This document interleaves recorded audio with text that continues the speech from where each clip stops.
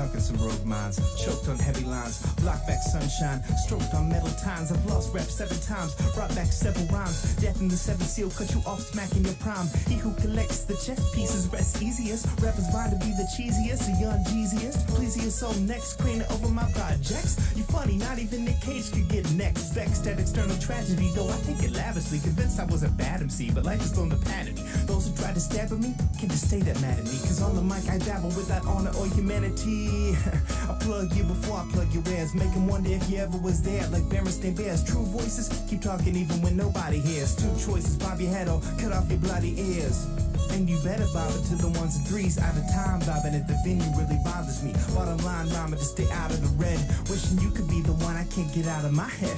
I conquered some rogue minds, choked on heavy lines, blocked back sunshine, stroked on metal tines. I've lost rap 7 times, brought back several rhymes. Death in the 7th seal, cut you off smacking your prime. I've tried every type of tea, leave me with no choice. I've tried every type of voice, figured out who to be. I'm all of them, none false, like lying on questionnaires. I'm trying if you care, if not I'll still be here. Starving, so I'm rapping like a learner. Ringing to ring with such a speed I might burn up. My last album sold so much my mom got nervous. Made Apple turn on the secret, more powerful service.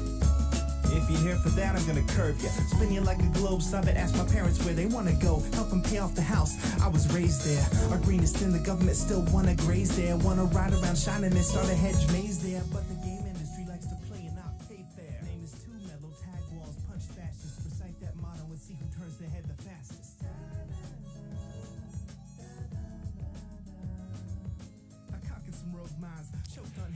What is going on, everybody? Welcome to the Gameday, whatever the hell this is, podcast.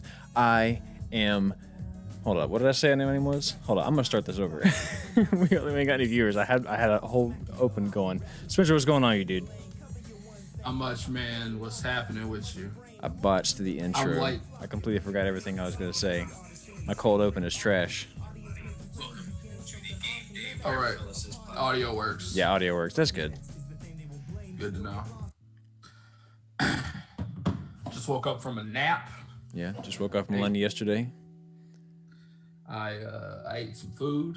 Yeah. I'm still eating some food, but I'll refrain while we're on the show. Appreciate that. Yeah, unless you go on a lengthy rant about whatever. I don't want you to be sitting here and be like, my dog is barking. What the hell is that? Which may or may not turn into a problem. That ain't no dog.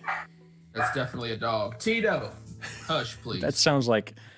Hold on, I have to get this. I had a really funny intro, and I completely botched it. So let me try this one more again. So give me just a second. I got to pick the 2 names I want. Okay, got it. Here we go. We're starting over here. Again. Now, ladies and gentlemen, welcome to the show. My name is Terrence McLightning Rider, and this is my co-host, Shadynasty. Shadynasty, how are you? How are you doing this evening? I'm good, dude. I'm good. I went with Shadynasty. The other name was potentially for you was going to be Jeff. Was going to be Jeff Mindfingering, but I went with Shadynasty.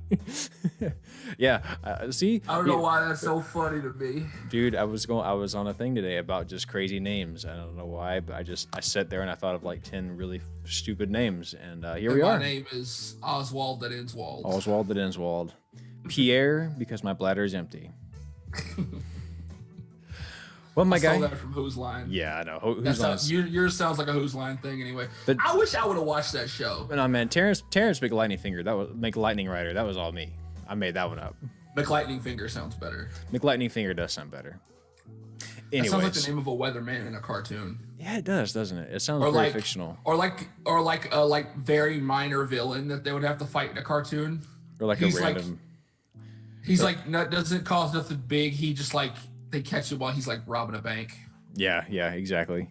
Or like the you never hear about him again. Or like Doug Dimmadome, owner of the Dimsdale Dimmadome. Yeah. He wasn't a villain though. He was just a funny character. Yeah, he just happened to be there. What was that guy from Drake and Josh? They were like, his name was Stan the Car Man, and his commercial was like, "You need a car, you need a truck, you need a van. Come see Stan the Car Man." Wait, that was really a thing? That was in Drake and Josh? I don't remember that. Yeah, and then at the end, it was like in that quick speak, and he was like, "Who also sells trucks and vans." And Drake and Josh has some gems, dude. It so did. One of my favorite parts of that show is when he showed up at the door and he delivered the mail, and Josh was like, "Oh, thanks, man, appreciate that. You have a great day." And the guy was like, "Don't tell me what to do." Don't tell me what to do. It was Dude, amazing. when I was a kid, I wanted to be like Drake, like impressive, good with women, skinny, played guitar. But the older I realized, Drake was kind of a dick, and I'm more Josh. No, dude, if you rewatch that show, they made Drake so dumb. He did the dumbest stuff. My man had an IQ of about 7. Yeah. Do you remember the episode whenever he was like, apparently the pepper comes from South America? And they were like, excuse me? Yeah. That dude was... I think even Drake Bell has acknowledged before, like, how dumb they made his character in that show. Yeah. But And it was it's Nickelodeon, like, you know? Yeah, so... Well, folks, welcome to the show. We have a fantastic show ahead of you today. We also had a fantastic weekend last weekend. It was wild. Spencer, what was your biggest surprise, and what was your biggest not so surprise from last weekend? Biggest surprise was obviously A&M beating Florida. That wasn't as much of a surprise as, to me, Ole Miss's the teams performance. are both. Oh yeah, I mean definitely the Ole Miss. Genuinely, although I am very sad about the outcome. Genuinely, that Ole Miss Alabama game is one of the best football games I've ever watched. And I am so distraught that Ole Miss lost that game because of a bad snap. Now, see, I'm distraught that Arkansas lost because of a blown call. Yeah, I am furious about that. Arkansas should have beat Auburn. I didn't catch the Ole Miss game because I was at a wedding the whole time. I haven't really got a chance to go look at highlights. What was the key? What happened? Why did Alabama have such Alabama's a difficult defense time? was garbage. They couldn't do anything. Was it They tackling? can't stop. Was it tackling? Was it blown coverages? Was it just getting bodied, run over? That. It was long plays. It was this Ole Miss offense with Lane Kiffin. Dude, I am such a believer in Lane Kiffin now. I know I've been down on Ole Miss in the past, but like maybe he just needed some time. He just needed some time. My dog is barking. Let me go handle that real quick. We'll put him in another room because he's gonna keep doing that. He's my old dog, and he's gonna keep doing that if I don't tell him to stop. You gonna go put him in the dryer? Yeah, I'm gonna just go put him in the bedroom and close the door. I got you. I'll be right back. All right. It's just the me show now. Well, hey, listen. Well, while I got you here, I don't know if I ever told you this. I know that Spencer's not here, but Spencer is actually. I don't know if this is kind of a secret. I don't know if I should tell you this or not. Spencer is actually one of those flat earthers. He thinks the Earth is just a pancake, man. And I try telling him, like, look, there's tons of studies. He's like, no, it has to be flat. There's simply no other way. I don't know what else I can tell him, man. I've tried to convince him several times. Flat earther, Spencer Saunier, confirmed. Saunier, Spencer. Is it Saunier or Saunier? He always says Saunier, but I've also always said Saunier, and he's never corrected me. I assume it's Saunier. But anyways, he's definitely flat earther. And that's just the bottom line. My closet is up in the background. Anyways, my dude. Back to this Ole Miss offense. We missed you. we definitely didn't talk about you. So tell me about the Ole Miss offense. So what is it about this Ole Miss offense that's so special? Is it the quarterback? Because I know I haven't followed Ole Miss at all. What is so special about them? Matt Corral is a genuine talent. He can run. He's got a cannon of an arm. And these it's like fake handoffs and motions and all this other type of stuff. And plus they have John Rice Plumlee, the backup quarterback. He's hella fast. He can throw too, not as well as Matt Corral, but he can also throw. He can catch. They've lined him up at wide receiver. This offense is impressive as hell. I've been down on Ole Miss in the past, but Lane Kiffin has made me a believer in Ole Miss. Are they doing a 2 quarterback system? Are they swapping him in and out? Like John Rice Plumlee will come into the game, but mainly it's Matt Corral. I got you. I like a 2 quarterback system, but when it's in this type of offense, I don't like it when there's obviously one quarterback that can throw but can't really run, and then there's another quarterback that can run but can't really throw. Because to me, if you have 2 quarterbacks, you have 0 quarterbacks. Yeah. You want essentially one for special packages, really. Because the quarterback is a position. But at the same time, it's like having a closer in baseball. Like he's there to finish the last 2. Steve-O, what's happening? We got Steven in the chat. What's going on with you, man? Steven, the Steven we met. Yeah, our Steven. Yeah. Bonsai. What is happening? Steven, hope you're doing well, man. Welcome to the show. I think this is the first time we've ever seen you in the chat. I think you probably catch the replay before. This is the first time I've ever seen you in the chat. You always talk about watching replays, but what's up? Yeah, welcome to the show, man. We're talking about Ole Miss and Alabama right now. and I'm about to break down a play here in a minute. Spencer I need to acknowledge that this haircut on me looks really good. Oh, dude. I got my haircut the other day. I think you should read that comment, Spencer, the one that we'll just put in there. Nothing beats the treehouse door.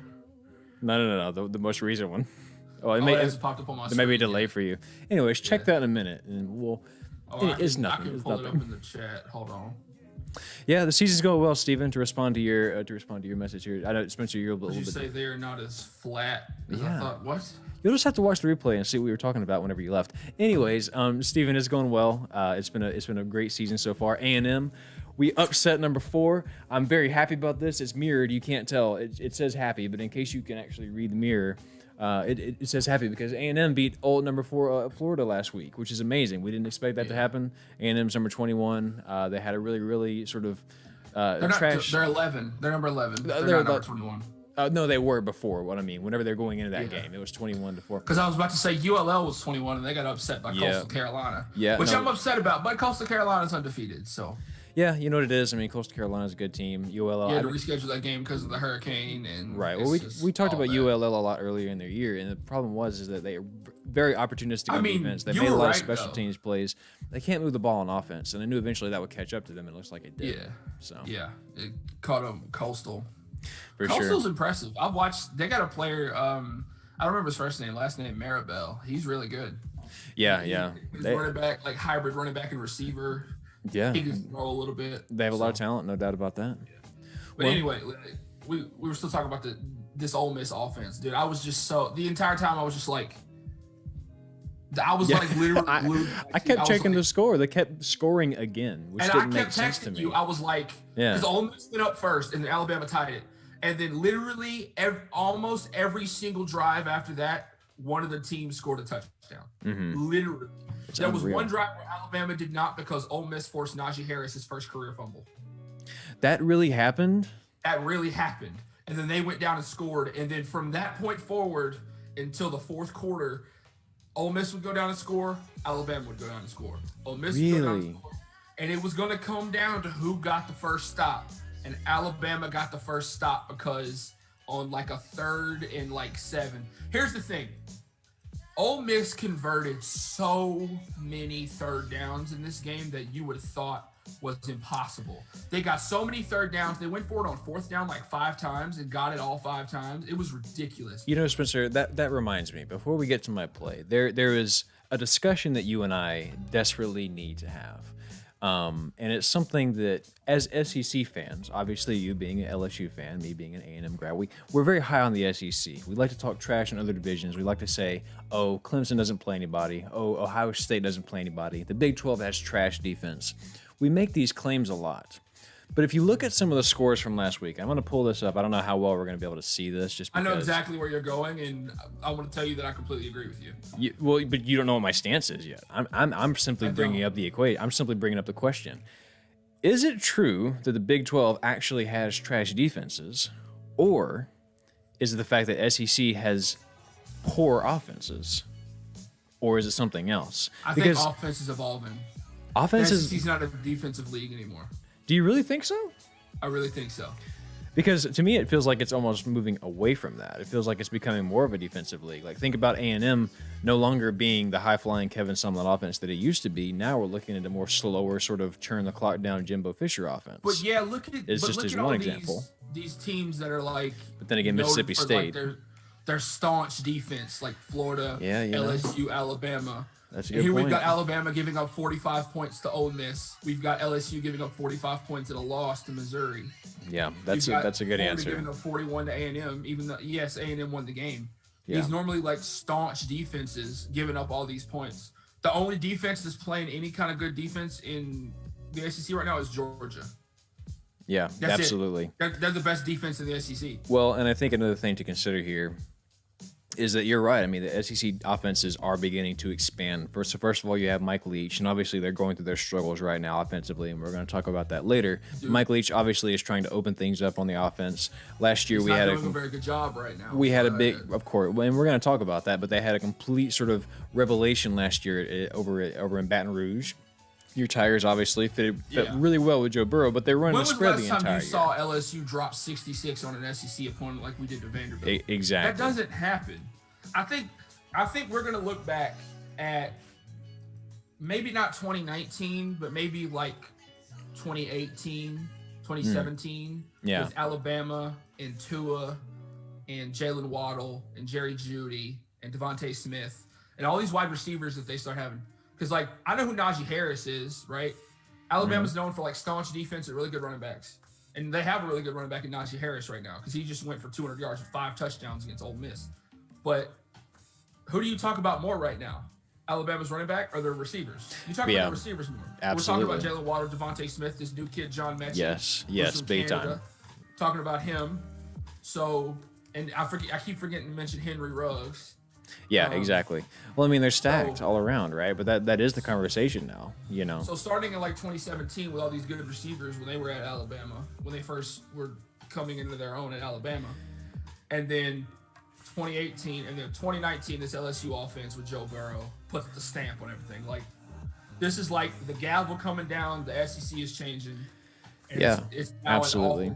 I think the offensive philosophy has changed a lot. Steven, to answer your question, yes, I think this is the same thing Spencer was talking about the other day in the chat with Ole Miss going off and getting barely missing it against Alabama. But I agree with you, man. I think the offensive philosophy for the SEC has changed a lot because the fact of the matter is that it's easy to sort of gain the pace of the game, right? So if you were able to come score first, maybe get up a possession or two, and then be able to run the clock out, have a great defense, that's a fantastic idea. But that doesn't work whenever you need to adapt to a different game plan. If you get into the playoffs, for example, and you're behind, you can't run that anymore. And that's sort of what I think Jimbo Fisher's Achilles heel has been. Right, exactly. And exactly what he's starting to realize, which I think is why you're seeing a lot more of these deep shots being taken. Because where was this offense?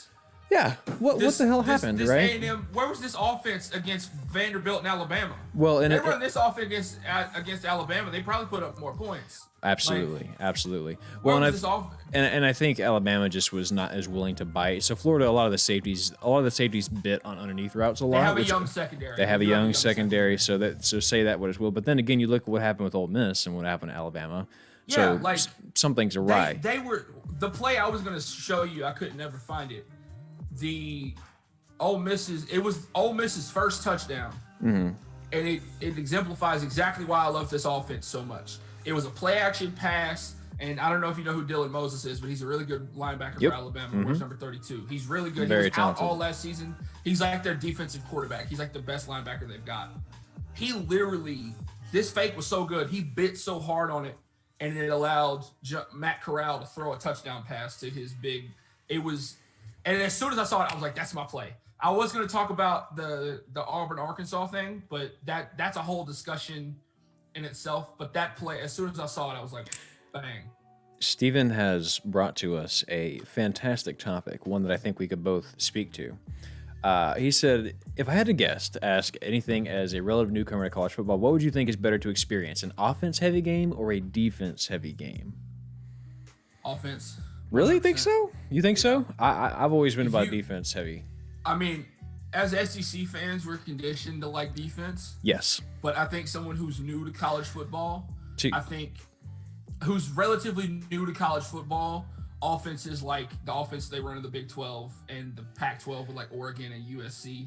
Yeah. Teams that score a lot of points with like crazy fast wide receivers and like crazy offensive schemes that grabs your eye. Right. And then once you become more enfranchised, more entrenched this in is the game, you learn to appreciate defense more. I agree with you. You know, it is a time. Like the more football you watch, the more you learn to appreciate defense. I will tell you this, as a good analogy, Steven, I think you'll resonate with this. It's sort of as much as this has been said a million times, neither one is good or bad. They just hit different. But think about like if you're playing a game, right?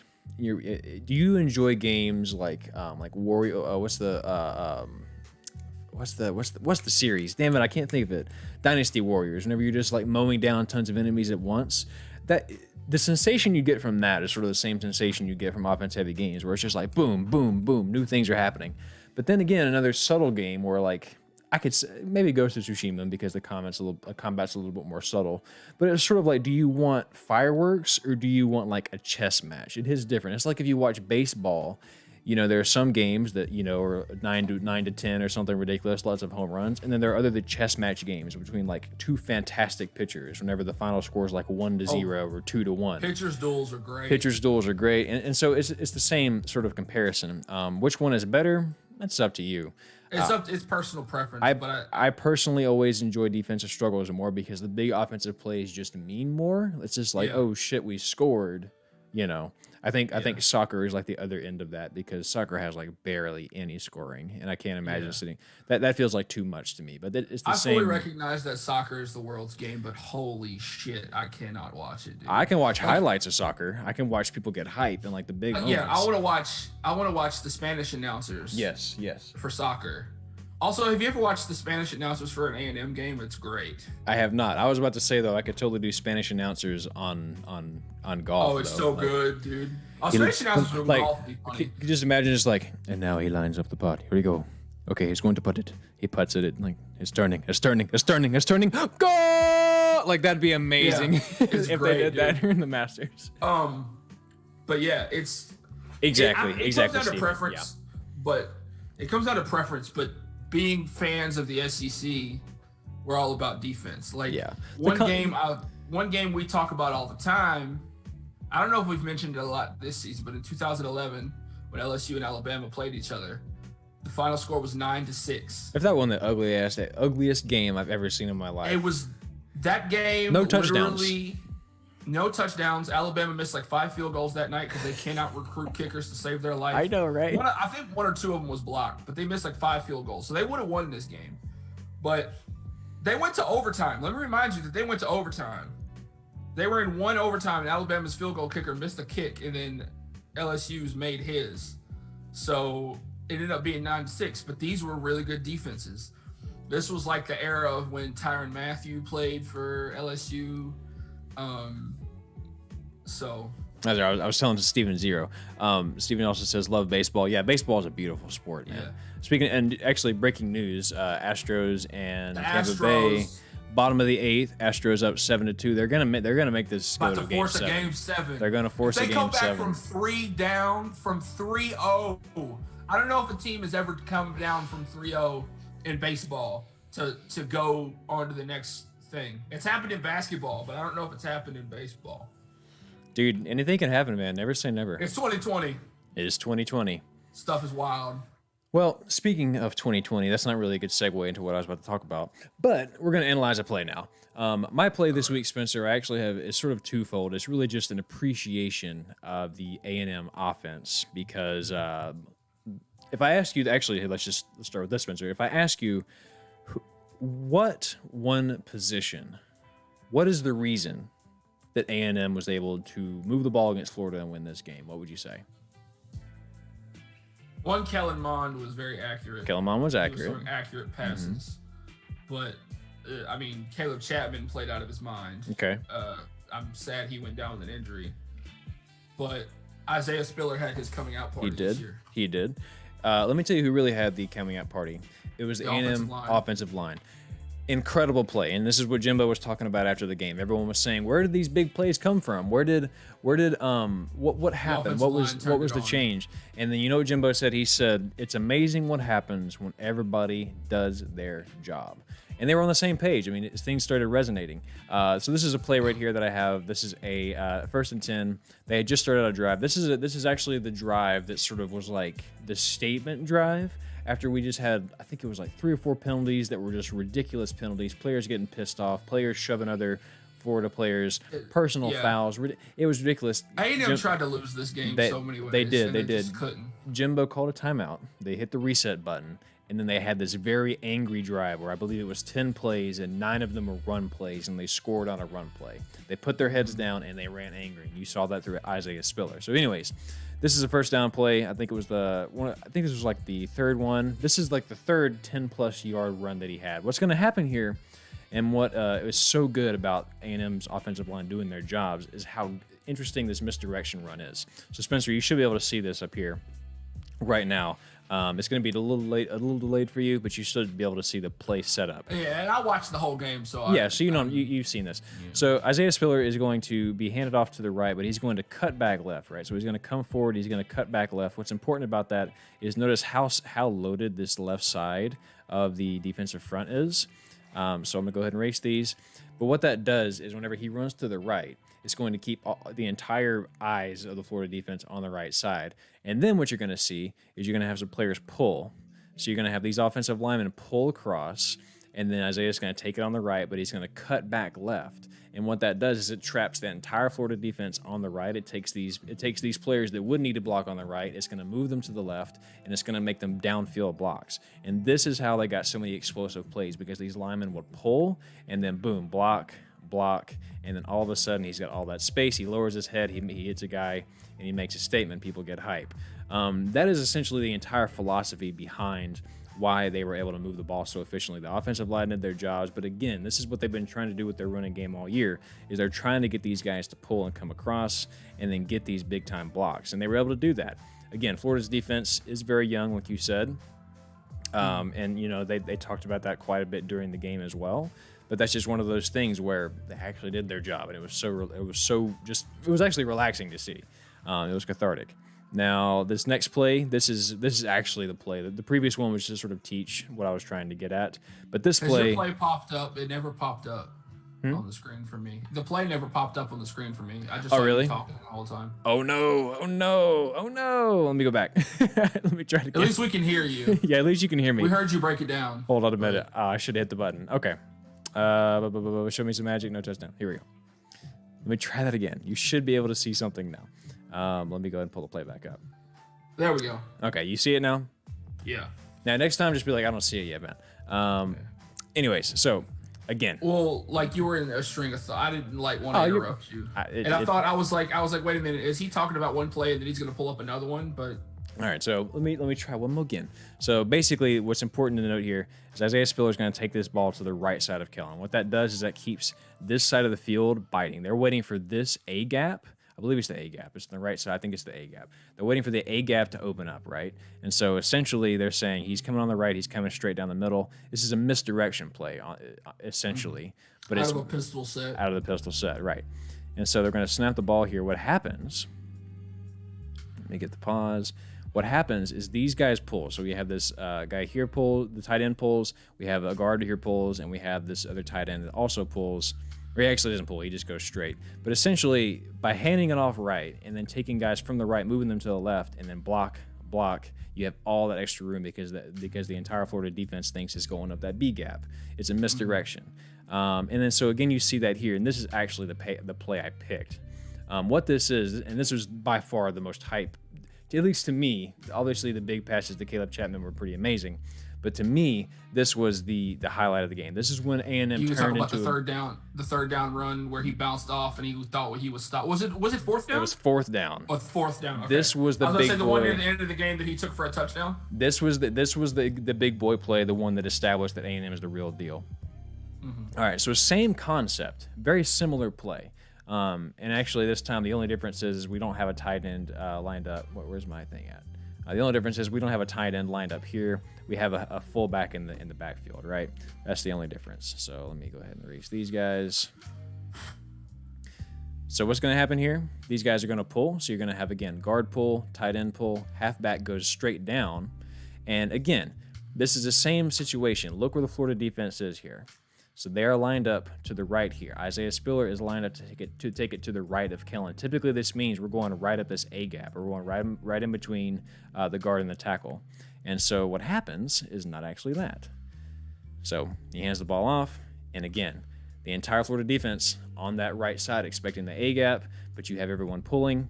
He goes around. Not actually a good job of blocking here. A&M's offensive line kind of fell apart here, but Isaiah Spiller, still a great athlete, got enough blocks, hits a guy, trucks him, says, I'm bigger than you, takes it to the end zone, and it was beautiful. It was a hype play. Everyone goes nuts. And it's funny, actually, ESPN sort of after this already did like a little highlight for it, so they're going to show you again pretty much what I just talked about. But again, what they didn't show you again is this this idea of that he's going to hand off right. Whenever he hands off right, look at these two linebackers as this play goes. They're fully expecting him to run right up this gap. And that gap does open, but it doesn't matter because that's not where he's taking the ball. Hang on, wait for it. Boom. And then again, we have that gap right there. This linebacker is fully waiting to crash down. This guy's not so sure. He's there to help, but it's really this guy's job. And you're going to see as I play this linebacker does come right through the hole and no one's home. And again, that's just a good way of working the numbers in your favor.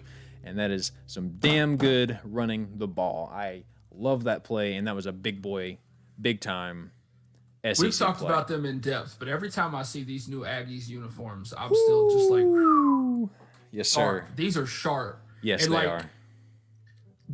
I've noticed, because I play a lot of NCAA 14, right? Mm-hmm.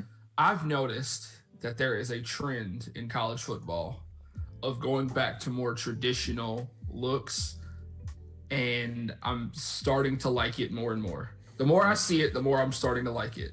I still like crazy uniforms. I still want to see some wild stuff, but it feels like a lot of teams' base uniforms, they were trying too much. Absolutely. Like, Real quick, Louisiana's- Shane, we see you. What's going on, Shane? Hope you're doing well, What's man. up, Shane? Thanks for hopping in the chat.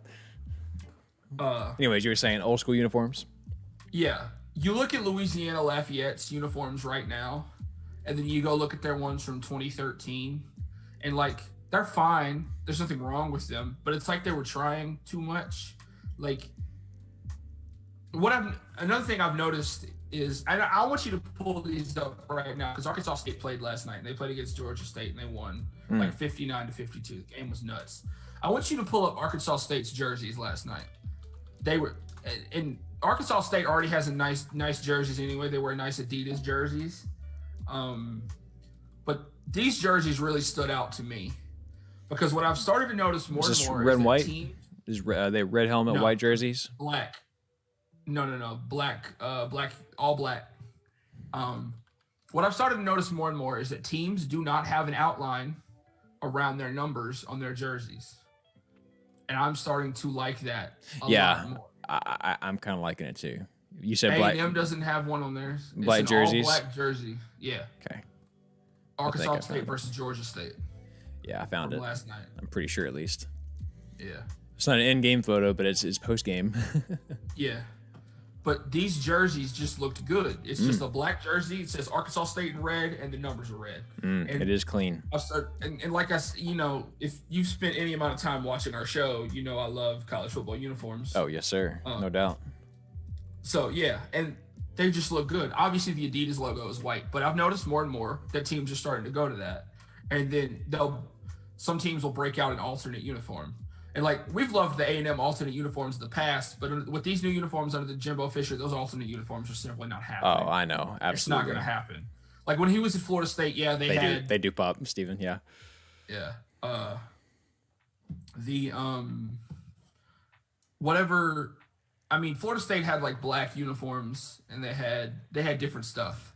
Well, like, I think Jimbo is actually pretty superstitious. I'm pretty sure I've heard him say before, like, no, we do everything the same, unless we have to do something different, like. Yeah. So I'm cool with it. I mean, I don't want. Yeah. It's Like, funny. I was watching. You don't have to be as big of a stickler as Penn State is about uniforms. Of course, right. But some like perfect example of this, people who are familiar with the high school we attended, knows how superstitious our football coaches were. Just a little bit. Yeah, like Just to a little bit. To let y'all know, those of you who don't know, Shane, you might know this, but I don't know if Steve. I'm pretty Steven sure probably Shane knows. doesn't. Our high school football coach, the one we had for years before he retired, if he lost in a stadium in the playoffs, he would never play another game in that stadium. He wouldn't do it. Bad he juju. would go. Which caused us to go really far to play certain games, but it was totally worth it. I mean, I was in band, Hey, so I I was like- at, like every game. I like the road trip, to be honest with you. It was nice to get I out do of- too. to Like get out that of there. time we went all the way to Sam Houston to play a football game. Yes. To play a playoff game. Yes. I do Like, remember that. I think we ended up losing that game. I don't know. We probably won that game. No, I think I don't know. No, I'm pretty sure we lost it. I don't remember. I don't know. It's I genuinely don't. But we went all the way to Sam Houston to play. We're old as hell. Time. Who knows? Who even knows anymore? I have no clue. They're doing good this year, though. Yes. But anyway, I mean, they do good every year. Yeah. Last year wasn't as great, but they're pretty decent, I gotta say. yeah. I mean, winning this program in state history. Yes, sir. Well, hey, man, do you want to talk about some games? I do. I didn't have a story this week. I couldn't think of a story. Dude, you had like 8 stories last week. I don't know what you're worried about. Okay. I did have 8 stories left, but I kept hopping in and out of the frame last week. Let me pull up our list of games real quick. There's not like a crazy amount of. There's like no games this weekend. Like there's a few. But while you look for a game, I will tell a funny story. The year, and it's a very short story. The year is 2012. Johnny Manziel wins the Heisman Trophy, but unbeknownst to that, because we're not really thinking about it, really, Gus Malzahn is coaching at Arkansas State, and Auburn is 0-8 in SEC play. Did you ever realize that? That was a time. And then look, like 2 years later, they were in the Natty. Winning the national championship in 2010. Yeah. How do you? I don't know what they did in 2011. 0-8 SEC in 2012, and then they went back to the national championship in 2013. You talk about the most bipolar football team, bro. It's unbelievable. I can't believe that they did that. Auburn is up and down. Auburn is up and down. They better watch out this week, though. Well, hey, speaking of watching out, I have this game on upset alert because I genuinely believe that this game is not going to go the way you think it is. We got Pittsburgh, the Panthers going to visit the Hurricanes, number 13, still coming off their loss to Clemson. This is not the game I thought you were about to bring up, but I have another one. You have another one that's on another one. Maybe not upset alert, but you need to watch out because it's going to be close. I got this one on big upset alert. Who you got in this one? I'm going to take Miami because De'Aaron King's playing well. But I also agree with you that this game is close. Pitt's got a good football team. Let me tell you this. Pitt's defense. They're in Miami. They're in Miami. That doesn't bode well. But this game's going to be close. I think this game will be fun to watch. Yeah. I like Pitt's uniforms. Yeah, I'm looking forward to this one. You could almost call this a couch game. It's going to be a lot of fun. But go ahead and give me Pitt here. And here's why. Pitt's defense is just too good. Everything they've lost, they've been in, right? So Boston College, it was overtime. They lost by 1 point. NC State, they lost by 1 point. Other than you know why they lost that Boston College game? Why is that? Because they went to overtime and their kicker missed an extra point. That's right. Oh my God, I remember that. Literally the last play of the game, he missed that. their extra point. That's the only reason Pitt lost that game. Boston College has got a good team this year too. Oh. College hung around with North Carolina. They only lost by 4 to North Carolina. Yeah, Boston College always has a good program. But yeah, give me Pitt in this Catholic kids up there in Boston. Them boys. Yes, sir. Yes, sir. Hit me with a game. All right. Let me pull up the list. Shane tell me about. Shane says, no, didn't know about that. Knowing WS, you guys probably won. Yeah, probably. More than likely. That was usually the case. And Steven, yes, superstitions is absolutely part of sports, man. Superstition is as American as baseball, man. It is so common. Yeah. So Daryl, tell me about UCF at Memphis. 2 teams from the American Conference who in recent years have been on an upswing in their programs. Ooh. They've played in the conference title game a few times. They're both unranked this year, which is weird to see because UCF was number 11 at one point and they got upset. Yeah, it goes to show when you lose and you. UCF's still a good football team. Memphis is still a good football team. This game is always exciting. This game's always fun to watch. This is my recliner game. I cannot find this game on my screen. I'm trying to pull it up so I can get the odds for everybody and the stats, but I can't find the damn thing. Let me assist you with that. It's here somewhere. Right above Ole Miss in Arkansas. Right above Ole Miss in Arkansas. It's on the ABC 2:30 time slot. Oh, there it is. How the hell did I not see that? All right, here we go. UCF and Memphis. Yeah, I mean, Memphis is sort of, I don't want to say skidding, but it's weird without your first year without, Mike Norvell. Mike Norvell. Obviously, you miss having him. He was a great coach. He led your program to new heights. UCF also skidding after a game that they probably really didn't want to lose. They're not the same team that they were a couple years ago when they went to the postseason and played LSU. I get it. They're not the same team that won the national championship, quote unquote. So I don't know, man. Beat Auburn in the Peach Bowl. Yeah, I think UCF rebounds here after a tough loss to Tulsa, but yeah, it should be a good one. I'm taking UCF as well. Tulsa's playing some good ball. But yeah, I'm gonna take UCF, but yeah, I'm gonna take UCF just because I think while I like Memphis, I think UCF has the talent. Yeah, I think big they time. Can get this done. Absolutely. Also, there was a game. There's 2 games going on tonight. SMU just went final.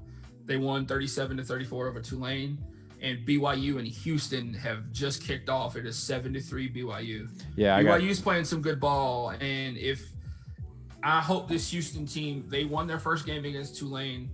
I hope BYU beats them tonight, but then I hope Houston keeps playing well to make this look good on their schedule. Because this BYU offense and team, they're really good right now. Yeah, big time. I'm taking BYU big in this one. U of H obviously has a great program, but they're rusty right now. I mean, BYU is going to score a bunch of points. BYU is already in midseason form, and U of H is, because of COVID, probably going to. U of H has only played 1 game. That's what I'm saying. BYU's played 4. Yeah. So I like BYU. Not on the list, but they are playing while we're talking. So yes. Here's one that you may have on upset alert. We have the Tigers, Auburn, War Eagle, going to visit the Gamecocks of South Carolina. A sneaky good South Carolina team that's had their struggles, obviously, but knows how to move the ball for a change. Will Muschamp's got them boys looking nice. They put up a bunch of points on Vanderbilt last week. Put up a lot of points on Vanderbilt, way more than A&M did. Obviously, it was a different week, but still. Playing Williams-Brice Stadium. It's absolutely. Hard place to play in sometimes. Absolutely. Ask Georgia about that. Or did Georgia get beat at home last year when South Carolina upset them when they were number 3? Were they in Georgia or were they in South Carolina? I think they were in Athens because it was awfully quiet. Oh, okay. I'm pretty sure it was Athens. But yeah, Auburn going to South Carolina. Vegas has this close. Vegas has Auburn by a field goal and not a buck. I think this is going to be very close. Bo Nix is not performing to expectations. He's having that sophomore slump that you predicted him to have. Auburn should have lost to Arkansas. Arkansas should have won that game by a point. As a matter of fact, while we're on it, just so everyone knows why they should have won that game, Arkansas was up. I have the explanation as to why it was called the way it was, explanation that I heard. But go ahead and tell them. Let me explain why most people would say that it should have been called this way. So here's what happened. So Arkansas has the lead. Auburn is behind. Auburn has to spike the ball here, and then they're going to kick a field goal. They have to spike the ball because they have to stop the clock. It's going to kill it down.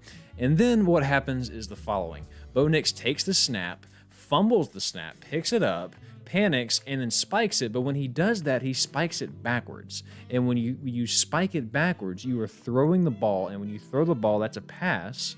And when you throw it backwards, behind the line of scrimmage, that is a fumble. When you spike the ball, it normally counts as an attempted pass, and you just threw it down. Exactly. Because you spike it in front of you. But you're throwing it forward. He bobbled the snap, which means he would have either had to go down or hand it off or something, and then you spike the ball. If you bobble the snap and then spike it, you get called for intentional grounding, which is the correct play, which is what happened on this play.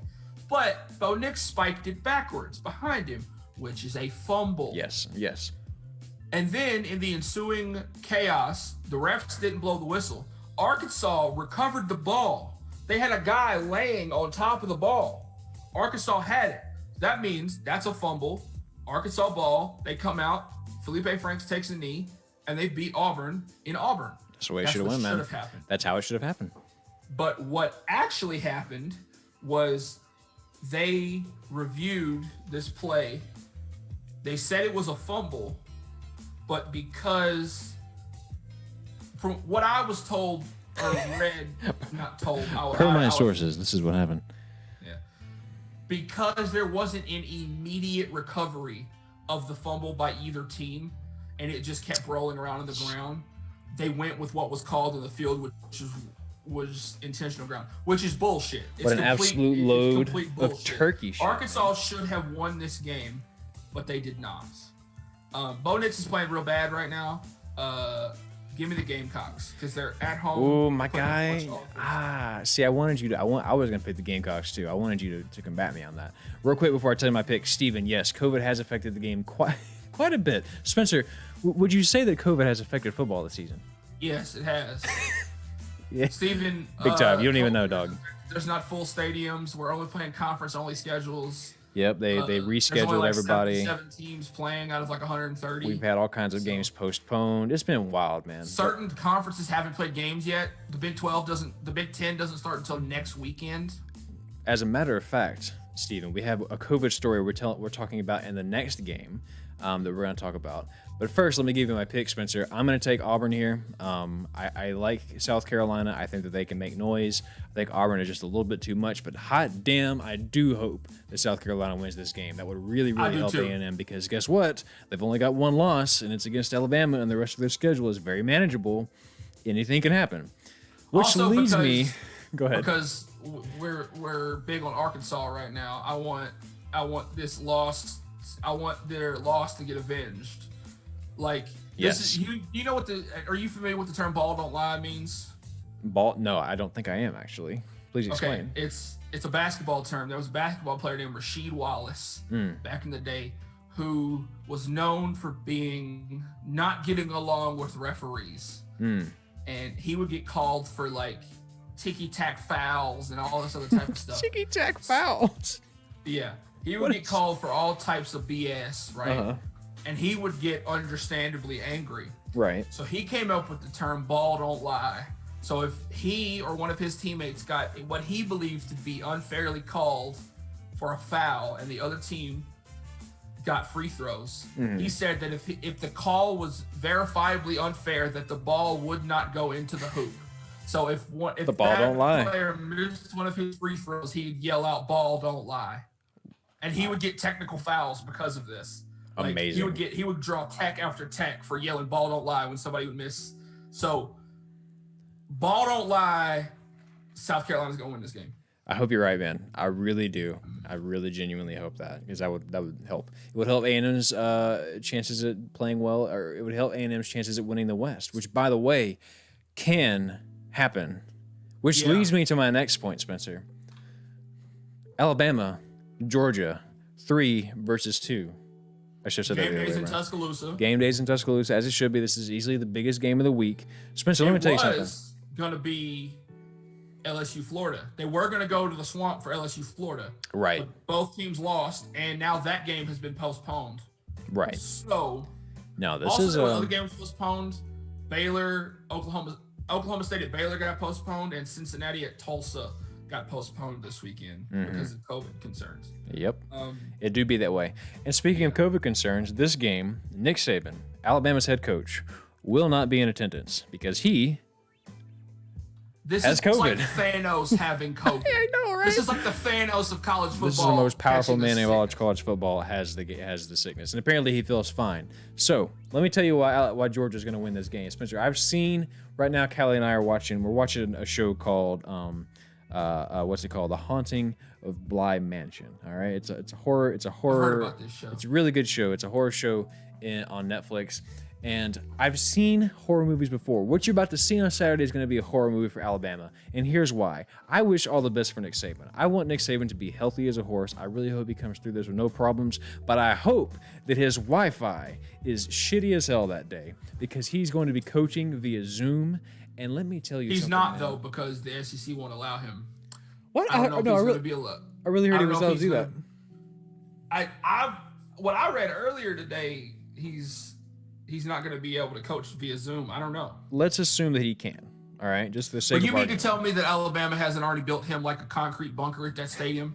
I know, right? Because I would not put it past them, and they believe me, they'd do it. Dude, you know how the president has like a secret bunker where like they keep him safe in case of attacks? They probably have that at Alabama for Nick Saban. But no, genuinely, I do believe that Nick Saban is going to try to coach through Zoom, and if he has bad Wi-Fi, think about the tiny things you notice, the polish, the adjustments, the seeing whenever a player is not in the right spot, when no one else does, the seeing whenever something happens on the other side of the ball, noticing something about the defense. Those are little things you notice in the moment. Seconds matter. And if he is on a Zoom call and there's any kind of lag, that is one less second that he's going to have to notice something. He has to trust his coaching staff. And as we know, as Jimbo knows, as Kirby Smart knows, as Hugh Freeze knows. Is Hugh Freeze one of them? I'm not sure. His Hugh Freeze coaching used to coach Ole Miss. Right, I'm thinking. Hugh Freeze coaches at Liberty University. I'm thinking of somebody else. But as a lot of his assistant coaches know, they're not Nick Saban, and they're not going to notice the same things. So Alabama, after coming off of a very creepy week, Steve Sarkisian's a great offensive coordinator, but I don't know if he's going to be able to do what Nick Saban. Nobody can do what Nick Saban does. Without Superman there, the day don't get saved. So I'll take Georgia here. I was picking Georgia to win this game even before Saban had COVID. I was not. So, but now that, because after watching this Ole Miss game, Alabama doesn't have a defense. They couldn't stop. No. They couldn't stop a nosebleed. And to be clear, they're going to make adjustments. Alabama's defense is going to be fine. They're going to make adjustments. They're going to look better at film. They're going to address these things. They're going to be better this week. But the fact of the matter is, you can't fix it entirely. They're going to be leaks. This game's going to be close. It's going to be ugly. It's going to be defensive because Georgia's got a really good defense, and Alabama's going to make defensive adjustments. I think it's going to be pretty high scoring, man, to be honest with you. You think so? I do. I think Georgia's defense is going to get the necessary stops that Ole Miss couldn't get. I couldn't agree with you. I think Georgia's defense is experienced enough to play with these receivers, to play with Najee Harris. They're going to get one or two stops that Ole Miss couldn't get, and it's going to win them the game. Yeah, give me the Bulldogs here. Give me the Bulldogs here, 38-33. Close. Yeah, 38-33. That's my score. Give me the Bulldog 27-24, Georgia. Okay. All right. Close. I think they're going to all move the ball. Alabama's going to miss a field goal in this game. Mark it. What does Vegas say about this? What is Vegas saying? Vegas has. What's the line? The line is. We don't do no betting on this show, but we talk about lines. The line is 5 points. The over/under is 58, so they're thinking they're going to score about. Alabama's obviously favored. Alabama's favored. The matchup predictor, ESPN. Yeah, Alabama's 5-point favorites, which take Georgia plus the points. If you're betting, take Georgia plus the points. It's going to be close as hell, man. This is going to be a fun game to watch, though. I hope Georgia wins because A&M needs it. A&M needs it. Yeah, they do. There's a chance that A&M could go 9-1 and not have to play the SEC championship. Every time we talk about this, so Mississippi State always comes in and just swoops it. So I'm prepared for the shit to hit the fan tomorrow. And A&M plays Mississippi State this week. Haven't won in Starkville since 2012 with Johnny. They wore those cool black uniforms. That would be a sign if they could pull it off, man. That would be a sign. But we'll see what happens. I think they will. Give me A&M big in this one. Oh, Mississippi State sucks. I guess we're going to talk about that game now. Mississippi State is trash. All right, Mississippi State definitely has had their struggles because keep in mind this is the same Mississippi State that beat your Tigers. Yeah. Now, granted, they're not the same team. Turns out my Tigers also suck, and Mississippi State got lucky. Look, man, it's did they get lucky? Every year in the SEC, there is an anomaly game. There is one game that goes away that it should not go, and somebody breaks a record.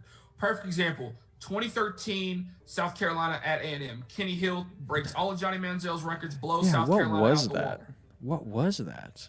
I don't know. And then A&M was like, oh, A&M's going to be really good after Johnny Manziel. And then I believe either that year or the year after, it had to have been that was the year they went to Tuscaloosa and got beat 59-0. Anyway. No, was that at home? Steven, real quick, just to acknowledge your comment. Vegas does know what they're talking about. They typically do, except when they don't. But it is 100% true that a lot of times they're spot on. But House always wins. House always wins, man. And when they don't, you ain't getting much out of them. But yeah, that's right. So you got A&M big here. A&M big, huge. Okay. This Mississippi State offense scored 2 points against Kentucky. Let me hit you with the facts here. 2 points. That's kind of funny. Let me hit you with the facts here. Mississippi State's defense is better than we give them credit for. Yes, LSU put up a lot of points on them, but you look at Arkansas, you look at Kentucky. Again, KJ Costello is not playing the way he has been. 9 picks in the last 3 games, and I'm pretty sure like 8 of them have been in the last 2. I like Mike Leach. I do too, but I think he's asking for too much too soon. Mississippi State is bargain bin A&M. They wear maroon and Adidas uniforms. See, the thing about it is very similar for a long time. The thing about Mike Leach's offense is that it is so complex. All you gotta do is play zone coverage. Thank you. Exactly. Play zone coverage. That's all you gotta do. I'm gonna leave it at that. A&M struggles early, but I think they dig themselves out of a hole. I don't think they get in a hole. I think that it's closer than it should be, and then they separate the second half. But they can't get behind. If they get behind, they're doomed. But yeah, give me A&M by 10. Yeah, by 10. I'll take that. A&M by like 3 touchdowns, dude. I sure as hell hope you're right, man. I don't think this game is close. I don't think this game is close. Oh, 100%. Yes, they're going to be in Starkville. Yet, whatever. I like Mike Leach. I like the air raid offense. But the counter to it is you play zone defense and hit people. That's all you got to do. And KJ Costello is playing like Sam Darnold was his last year in college, throwing every pick, interception imaginable. So give me A&M big in this one. And the reason why I'm picking A&M big in this is because earlier I saw a highlight video. I follow several highlight channels, and they brought up that video. They were like, that one game when Mississippi State beat number 4 A&M, when A&M was initially ranked in that first playoff ranking, and Mississippi State was like 2-5. Oh no, yeah, I know. And then Bear on College Game Day was like, watch out for Mississippi State, and then Nick Fitzgerald and Mississippi State ran all over A&M's defense that day.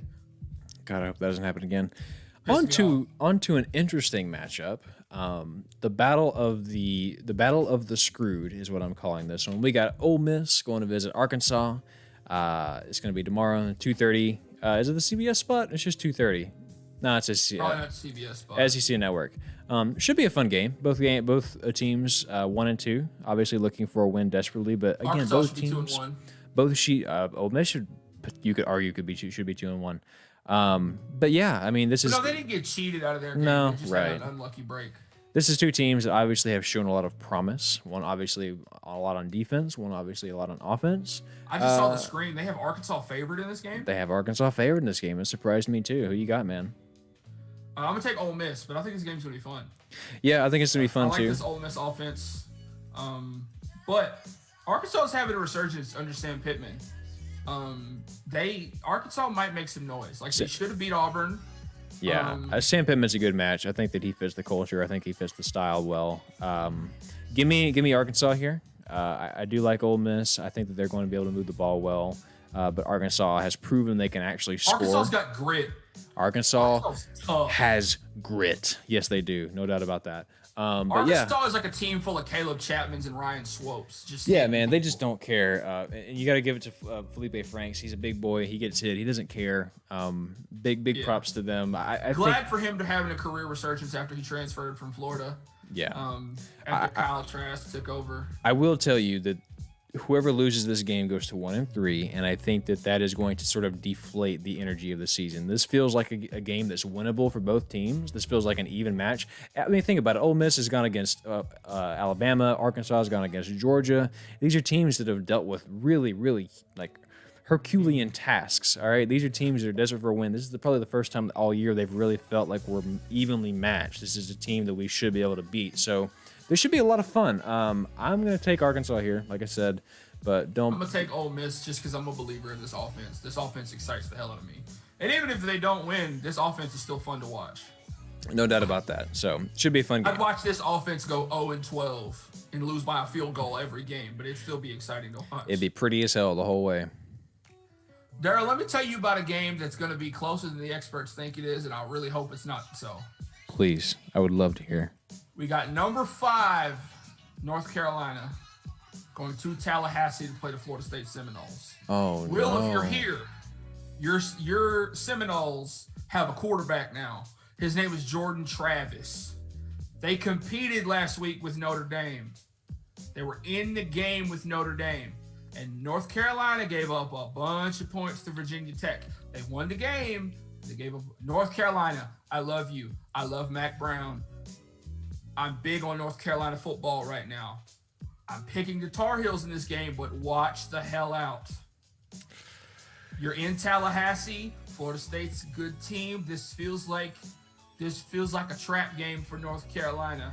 I'm picking North Carolina to win. I want North Carolina to win, but it's going to be close.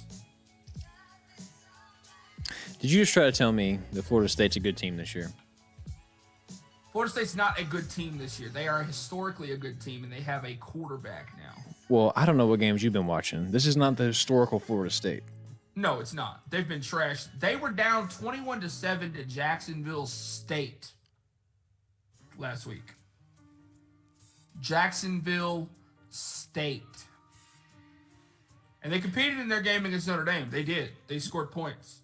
North Carolina by 5 touchdowns. This one ain't complicated. You don't think so? Put it away, man. Florida State doesn't even just show up. I hope you're right. Also, I need you to do me a favor right now. I need you to go on Mac Brown's Twitter account because he tweeted earlier the last time he coached in North Carolina. He tweeted legendary Florida State head coach Bobby Bowden was recovering from COVID. He posted a picture of one of the last times him and Bobby Bowden played against each other. I need you to look at the shirts that these two men are wearing and tell me you wouldn't rock that Florida State shirt or that North Carolina shirt. But that Florida State shirt is crispy. Very 90s. What? I'm at Mac Brown's Twitter? Yeah, Mac Brown's Twitter. I think I clicked on the exact wrong thing. Here we go, Mac Brown. I was like, I wrong Mac Brown. All right, so is it? Oh my God. Yes, sir. That's a Nike polo. Look at this. Look at this Florida State Seminoles polo and tell me you wouldn't wear this every day of your life. Because I would. Will, I'm buying you this shirt and I want you to wear it to Christmas. The drip. The drip. I know. Look at that. Look, why don't we have Nike clothes shirt. like that anymore? I do. Yeah, that is a Nike shirt. People still wear snapbacks like that. Those logo athletic snapbacks, like oh thrifters yeah, and stuff. oh those yeah. snapbacks are very popular. Look Dude. at these shirts. And the pleated pants. Oh my God. Why does this make me feel so weirdly nostalgic? Yeah. I don't know about the pleated pants, but definitely that shirt. Well, I'm not saying the pleated pants. I just meant like it shows the time. Like it shows when this was taken. Very 90s. What a shirt. Yeah. Man. Nike, bring that style back. I'm Make not that even happen again, I'm not please, even for a all your Seminoles teams. fan, but I gotta be a part of that. I gotta have that. I'd wear that shirt. I hope they start selling that. Steven says, you guys make the game exciting. I honestly have never been a huge football fan, but now I want to see how these games turn out. Steven, thank you so much for that, man. We have a damn good time on this show. We just enjoy it, man. We've been doing this for years, and it's just a good time. I think the bottom line, the most exciting part of football is the connections between the people, and seeing the most amazing exciting things part. happen. And that's the thing about college football. Like, yes, you have these same connections in the NFL, but it's different in college football because, like, It the hits stuff runs different. along- yeah, the stuff runs along family lines. Like, Yes. you talk about entire generations of families going to A&M, going to UT, going to LSU, going to wherever. Like, this is like in your blood type of stuff. And like, I don't have a family history like that, but like one of the deepest connections that like people have to their teams and their schools is because one, that's where they went to school. That's where their daughter goes to school. That's where their dad went to school. It's the magic of sports, man. Especially for A&M. Well, and I'll tell you, like college football. I mean, it's sports in general. College football, obviously, we have our inherent connections to it. But like, I mean, I'll tell you one story just about like baseball. Like my stepdad, his dad was a huge White Sox fan and was a White Sox fan his entire life. His dad died, and then a couple years later, the White Sox won, and he said he just broke down crying because that was like the thing him and his dad had, right?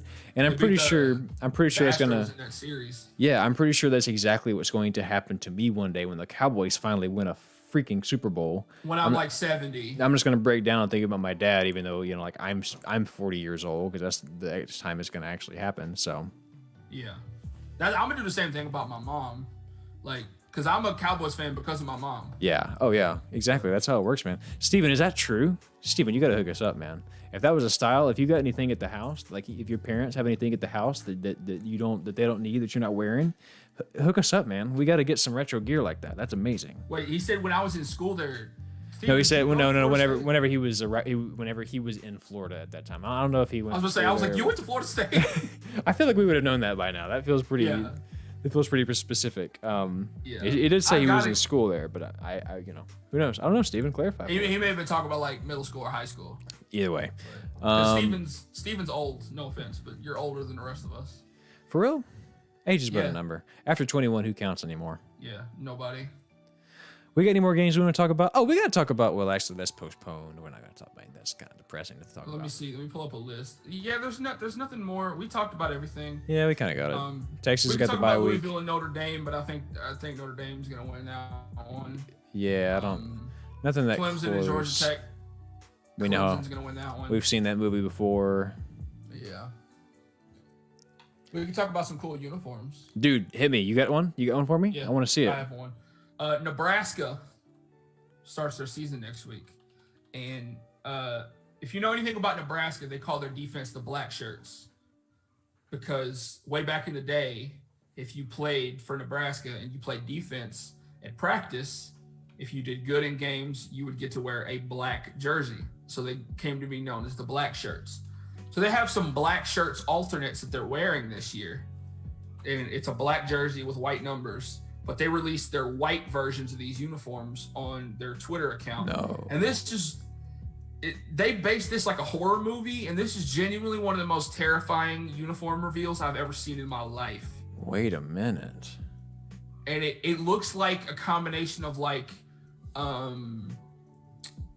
don't even know how to, it reminded me of American Horror Story Freak Show. That's what this looked like to me.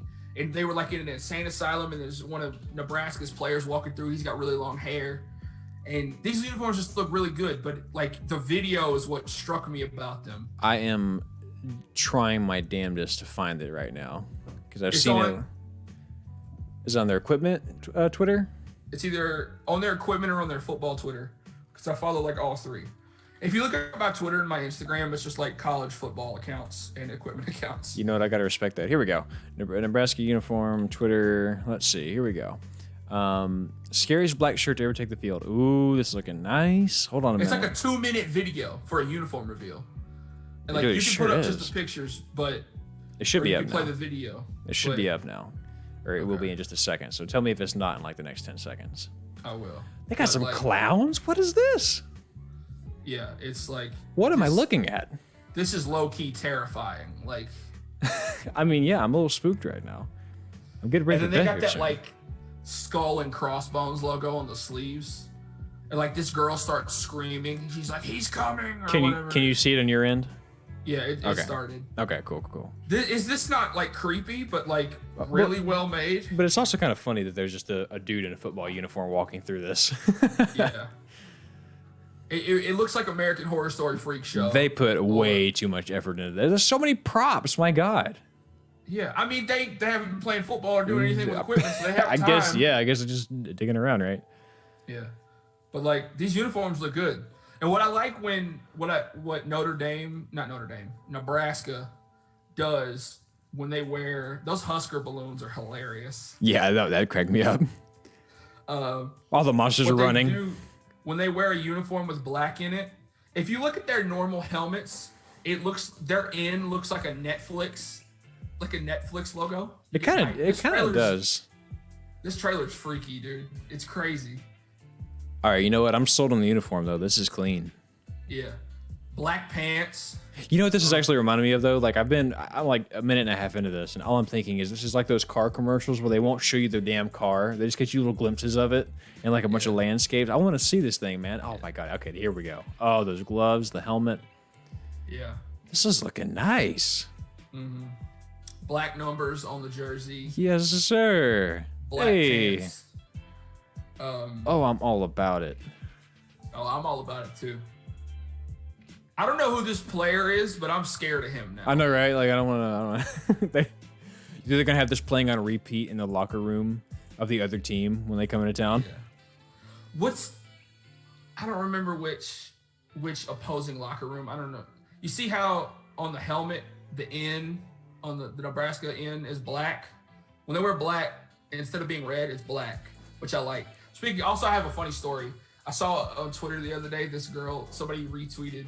She was in a Zoom call and some guy had on a Washington Nationals hat. But you know where I'm going. No, I don't tweeted actually. out, But please. She was like, look at this dude with the Walgreens hat in a Zoom call, because their W looks like Walgreens. And then she tweeted underneath that, she goes, today I learned about sports teams. Yeah, that's how it'd be for some folks, man. And then somebody tweeted her a Nebraska helmet, and they were like, wait till you hear about the Netflix football helmet. Hold up a minute. Wait, you got to hear this. Steven says, okay, yes, I lived in the Homestead Air Force Base in Miami back in the 90s, and the Seminoles was everything. Those starter jackets, the Nike stuff, all that. And then he says, Hurricane Andrew destroyed our city, but I remember people talking about how the hurricane was an omen for the rivalry. If that ain't some Florida rivalry shit right there. Yeah, because, like, Florida and Miami are, like, respectable against each other. Yes. Florida State, Florida are respectable against each other. Florida State, Miami, don't get them in the same room together. No. They will tear fights. each other's heads off. Yeah, man. It's not a game. It's the real deal. Can I tell you a funny story, Daryl? Please do. I would love to hear it. When I was a kid one time, I saw, and I think it was exactly Florida and Florida State were playing each other. I don't remember what year this was, but I was like, why on earth would two teams from Florida be playing each other? They should be helping each other. That was the exact words that left my mouth. I was probably like 6 or 7 years old. They should be on the same side. Yeah, they should be on the same team. And then I grew up and learned, that obviously it's different schools, different teams, different. But like, did you ever do the thing growing up where you would pretend you were one of the players on screen? I used to do that all the time. I'm this player now. Catholic. Yeah, right.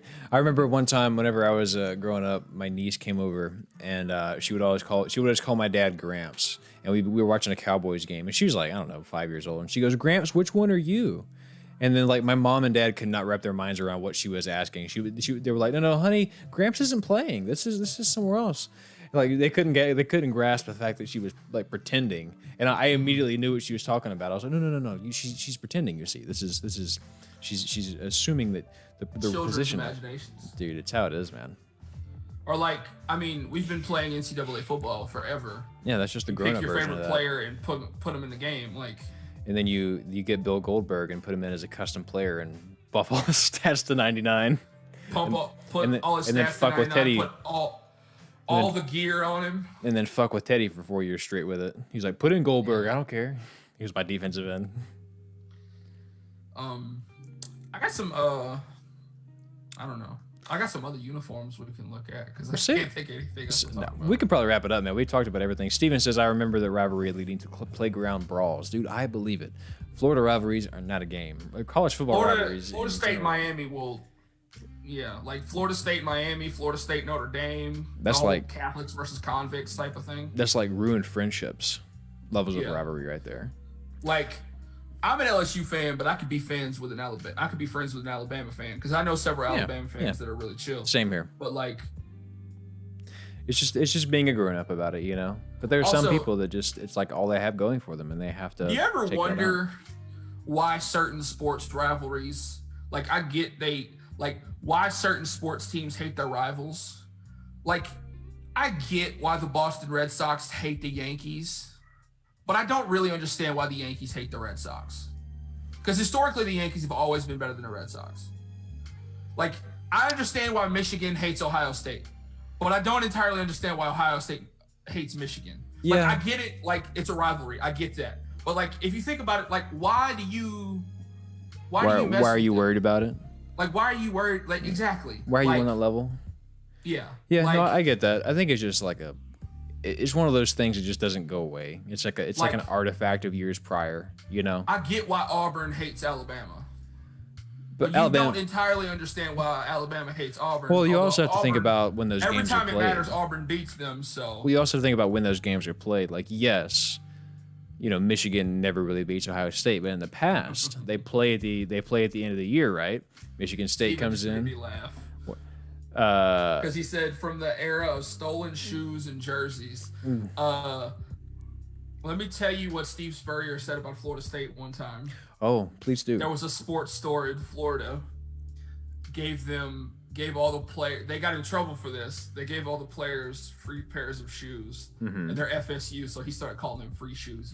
That's right. I've heard about that. So before. if you've ever heard me call them free shoes, you. Yeah. Well, my guy. There's a YouTuber I really like. His name is Miles Dawkins. Oh yeah. I know who you're talking about. He does like vintage, like retro sports gaming. He calls USC the University of Spoiled Children, and he's not entirely wrong. Not the real USC, because the real USC is in Columbia, South Carolina. Mm-hmm. I'm talking about the USC that's in California. Yeah, I can see that. Poor USC. I feel like they haven't had a good year in a long time. Their quarterbacks never do good at the pro level, besides like Carson Palmer. No, isn't it? He's had the most success. Poor what's his name with the Jets now? His name is escaping. Poor Sam Darnold. He's got all the talent in the world. Le'Veon Bell to the Chiefs. Like the Chiefs need any more help. Yeah, the Chiefs need that. They really need Le'Veon Bell, don't they? If you had told somebody that 2 years ago. Yeah. Speaking of baseball, Astros should probably just force game. Astros won. We're going to a game 7. The best 2 words in sports. In all sports, game 7. Can you imagine a football with 7 games? That'd be so exhausting. I couldn't do that. That's too much. Yeah. That's too damn much football. We could have 7 games if they would expand the freaking playoff. And on that note, we're going to close the show. Thank you so much for joining us, Steven. You're the man. Thank you for being here. Yes, it's been a lot of fun. If you're watching the replay, thank you so much for checking us out. I hope that you have a fantastic day. Enjoy football tomorrow. Said about me while I was out of the room. I didn't say anything. What are you talking about? Will, thank you for being here. 2 weeks ago, he said he was roasting me, and then I watched it back, and he was like expressing his love. And yeah, so that's all it was again. Daryl, you're my best friend too. You're my best friend, fam. Dude, if it wasn't for COVID, I'd give you a hug right now. Yeah, and the 5-hour drive you got, not 5 hours. Yes, sir. Well, hey man, take care of yourself. Thank you guys so much for being here. Like the video, share the video, subscribe, share it with your friends, all those that you know what to do. You've done YouTube before. And we will see you next week and talk some more